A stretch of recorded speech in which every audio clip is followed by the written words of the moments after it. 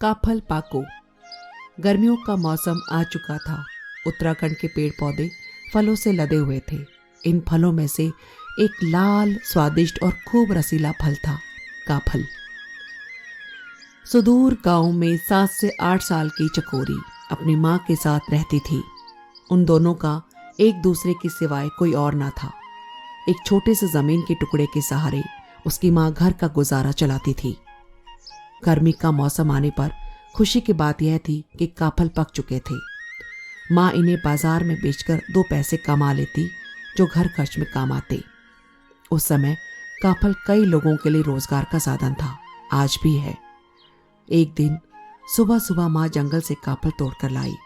काफल से भरी टोकरी माँ ने आंगन में रख दी और रसोई में चली गई। चकोरी की नजर काफल की टोकरी पर गई तो बस वहीं अटक कर रह गई। सोचने लगी, आहा, कितने लाल लाल रस भरे काफल हैं। टोकरी में से बस 2-4 दाने काफल खा लेती हूँ। आहा, कितने स्वादिष्ट लग रहे हैं। चकोरी की जीभ काफल का रस चखने के लिए आतुर थी। उसके हाथ टोकरी की ओर बढ़े ही थे कि रसोई में से माँ की आवाज आई, खबरदार, काफल को जो हाथ लगाया, ये बेचने के लिए रखे हैं। चकोरी उदास हो गई। माँ ने कहा, उदास ना हो बेटी, शाम को इन्हें बेचने बाजार जाऊंगी और जो काफल बच जाएंगे वो तू खा लेना। चकोरी कुछ ना बोली। माँ फिर बोली, अभी खेत जा रही हूं, तो काफल का ध्यान रखना और खाना बिल्कुल नहीं। चकोरी ने एक तरफ गर्दन झुकाकर हामी भर दी। बेचारी भोली भाली चकोरी चुपचाप काफल की टोकरी की रखवाली करने लगी।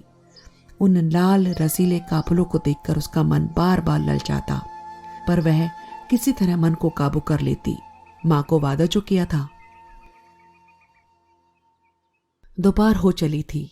चकोरी की आंखें भारी होने लगी और टोकरी के पास ही सो गई। कुछ देर बाद माँ जब खेत से वापस आई तो क्या देखती है, टोकरी जो पहले पूरी भरी हुई थी अब लगभग आधी हो चुकी थी। बगल में चकोरी सोई हुई थी। गर्मी में खेत पर काम करके और भूख से वह पहले ही चिड़चिड़ी हो चुकी थी। काफल कम देखकर वह समझ गई कि सब चकोरी का ही काम है। उसने एक झटके से चकोरी को नींद से जगा दिया। उसकी बाहें कसकर पकड़ ली और चिल्लाकर पूछा, निर्भेगी, यू काफल कम कन्म हुए, तूने खा लिए ना? चकोरी रोते हुए बोली, नहीं माँ, मैंने तो चखे भी नहीं। पर गुस्से से भरी माँ कहाँ सुनने वाली थी। गुस्सा बढ़ता ही गया और वह चकोरी की पिटाई करने लगी। चकोरी बार बार यही कहती रही, मिन्नी चैकी माँ, मिन्नी चैकी। अचानक चकोरी झटक कर एक तरफ गिरी। उसका सिर दीवार पर लगी पठाली पर जा लगा।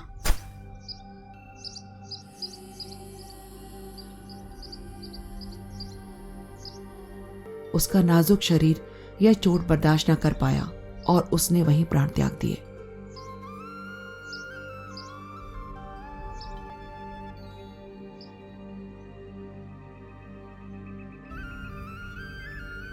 मां ने घबराकर चकोरी को गोद में उठाया। उसके हाथ पैरों को हिलाकर उसे जगाने की कोशिश की, पर चकोरी हमेशा के लिए शांत हो चुकी थी। मां चकोरी को बाहों में लिए चीख चीख कर रोने लगी और कहने लगी, मेरी बेटी, मैं तेरे लिए रोज टोकरी भर के काफल लाऊंगी। मेरी लाटी, एक बार वापस आ जा, बस एक बार। पर नियति अपना फैसला कर चुकी थी। जो चला गया वो वापस नहीं आ सकता। इन सब के बीच शाम ढलने लगी। अचानक मां की नजर टोकरी पर पड़ी। फिर जो दृश्य उसने देखा, उसे देखकर उसका शरीर और आत्मा भीतर तक कांप उठी। काफल की टोकरी वापस सुबह जैसी पूरी भरी हुई थी। दरअसल हुआ यूं था कि दिन में धूप चढ़ने पर गर्मी की वजह से काफल सिकुड़कर छोटे हो गए और काफलों की मात्रा कम लगने लगी थी। पर शाम को जब ठंडी हवाएं चलने लगी, फिर से काफल अपने पुराने आकार में वापस आ गए और टोकरी वापस पूरी भर गई। जब मां को इस बात का एहसास हुआ तो वह पश्चाताप की अग्नि में जलने लगी। इस अथाह पीड़ा को वह बर्दाश्त न कर पाई। और इस पश्चाताप में उसने भी अपने प्राण त्याग दिए।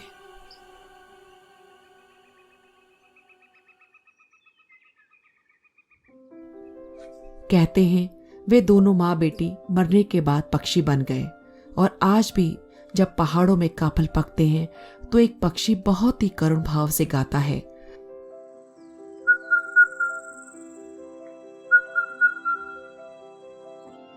काफल पाको मैंने चाखो, यानी काफल पक गए हैं पर मैंने नहीं चखे।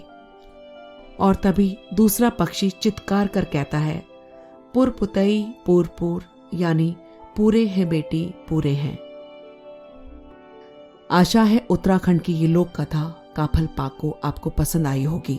ऐसी अन्य कहानियां सुनने के लिए हमारे चैनल को सब्सक्राइब कर ले और साथ में बनी घंटी को भी दबा दे, ताकि जब भी हम कुछ नया पोस्ट करें आप तक सबसे पहले पहुंचे। धन्यवाद।